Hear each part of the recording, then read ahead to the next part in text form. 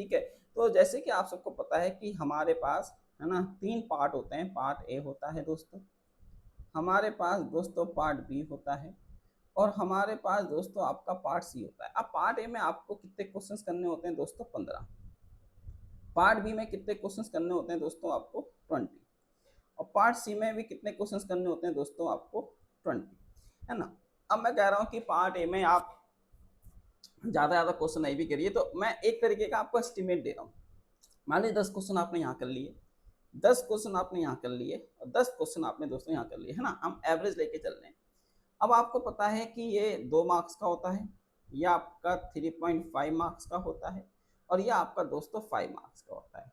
तो अगर आप देखेंगे तो दोस्तों ये हमारे 20 मार्क्स आ गए 2 नंबर के हिसाब से, ये हमारे 35 मार्क्स आ गए, और ये हमारे दोस्तों 50 मार्क्स आ गए। अगर आप इनका टोटल करोगे तो यहाँ से आपके 105 मार्क्स आ रहे हैं, ठीक है।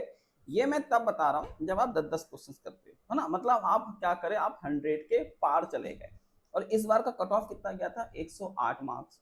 तो 105 मार्क्स तो आपके आए रहे हैं, ठीक है। अब क्या हो सकता है दोस्तों, अब ऐसा तो नहीं है ना कि आप पार्ट ए के 10 के 10 क्वेश्चन करके आओगे, ठीक है। हो सकता है आपने पार्ट ए में 5 क्वेश्चन करे, ठीक है। तो आपको फिर अपने नंबर ऑफ क्वेश्चंस बी और सी में बढ़ाने पड़ेंगे। अब बी में आपको 15 क्वेश्चंस करने पड़ेंगे, और सी में आपको 12 क्वेश्चंस के आसपास करने पड़ेंगे। तो घुमा फिरा के अगर मैं देखूं कि यहाँ पे आपने क्वेश्चंस कम करे, मान लीजिए आपने इसमें 5 क्वेश्चंस कम करे, ठीक है, तो यहाँ पर आपको फिर ज्यादा क्वेश्चन अटेम्प्ट करने पड़ेंगे। तो अगर आप देखेंगे तो पहले हम कितने क्वेश्चंस कर रहे थे? 30 क्वेश्चंस कर रहे थे, और 30 क्वेश्चंस करके मतलब पार्ट ए में मैंने 10 करे, पार्ट बी में 10 करे, पार्ट सी में मैंने 10 करे। तो मैं 30 क्वेश्चंस करके 105 नंबर लेके आ पा रहा था। और पेपर में क्वेश्चंस कितने आते हैं दोस्तों? 75। तो 75 में से आपने अगर 30 क्वेश्चन सॉल्व करे तो आपके पास 45 क्वेश्चंस की यहाँ पे चॉइस है, और 30 क्वेश्चंस करने से ही आपका दोस्तों यहाँ पे मतलब नेट तो क्वालिफाई हो रहा है। अगर मैं इस साल कट ऑफ को देख के चलूँ तो JRF नहीं हो पाया, लेकिन भाई साहब हर बार ऐसा नहीं होगा कि कट ऑफ आपकी 100 प्लस जाएगी, है ना।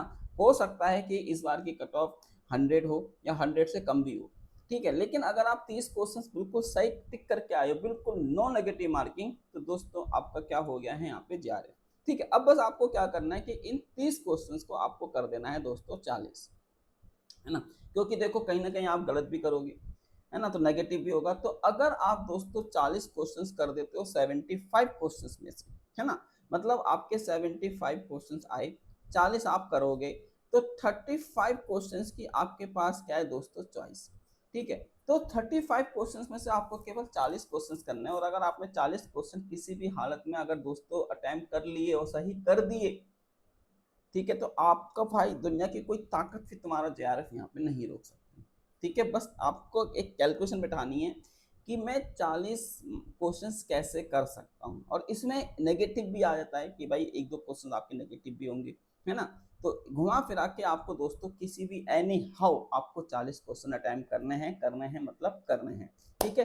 तो ये था, अब मैं ज़्यादा इसमें नहीं बोलूँगा, बस मैंने आपको बता दिया, और आप भी प्रिपरेशन के टाइम पे हो, तो इसलिए आज की वीडियो को यहीं पे एंड करते हैं दोस्तों। आई होप आपको ये वीडियो समझ में आया होगा।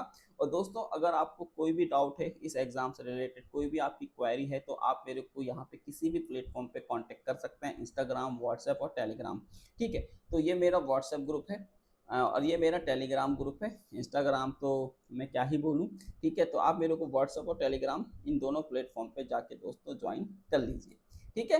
तो चलो फिर आप सभी लोगों को एग्जाम्स के लिए ऑल दी बेस्ट है, प्रिपरेशंस के लिए ऑल दी बेस्ट है, गुड लक है कि जो भी आप पढ़ें वो एग्जाम में आपके आए, ठीक है दोस्तों। Bye bye.